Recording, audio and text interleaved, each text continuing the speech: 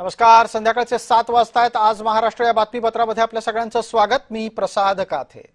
बातमी नाशिक मधली आहे. बातमी धार्मिक आहे. बातमी धर्माच्या अभिमानाची सुद्धा आहे. काळाराम मंदिरामध्ये धर्मध्वजा स्थापित करण्यात आलेली आहे. थोड्याच वेळापूर्वी नाशिकच्या ऐतिहासिक काळाराम मंदिरामध्ये हा सोहळा मंत्रोच्चारात संपन्न झाला. या वेळेला विशेष म्हणजे भटक्या विमुक्त दाम्पत्याच्या हस्ते पूजा संपन्न करण्यात आली. याच काळाराम मंदिरामध्ये सर्व जातींना प्रवेश मिळावा याच्यासाठी डॉक्टर बाबासाहेब आंबेडकरांनी इतिहासामध्ये आंदोलन केल्याचं आपल्या सगळ्यांना स्मरत असेल. या कार्यक्रमाला प्रमुख पाहुणे या नात्यानं माजी राष्ट्रपती रामनाथ कोविंद आणि महाराष्ट्राचे विद्यमान मुख्यमंत्री देवेंद्र फडणवीस यांच्यासह अनेक मान्यवर हजर होते. त्यावेळची ही दृश्य आपण पाहतो आहोत. आपल्यासोबत सच्चिदानंद शेवडे अभ्यासक या नात्यानं जोडले गेलेले आहेत. माझा आवाज आपल्याला येतोय का?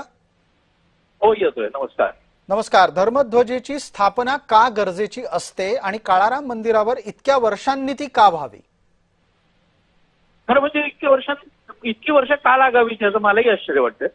धर्मध्वज हा मुळातच आपल्या सगळ्या देवस्थानांवरती हा फडकावला जाणं ही फार प्राचीन परंपरा आहे. आपण कुठेही बघितलं तर आपल्या देवळांवरती सहसा असे ध्वज हे असतात, फडकत असतात.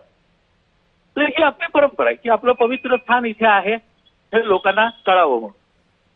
म्हणजे मॉरिशस सारख्या छोट्याशा देशात सुद्धा घराघरात छोटी मंदिरं असतात आणि त्याच्यावरती भगवा ध्वज असतो.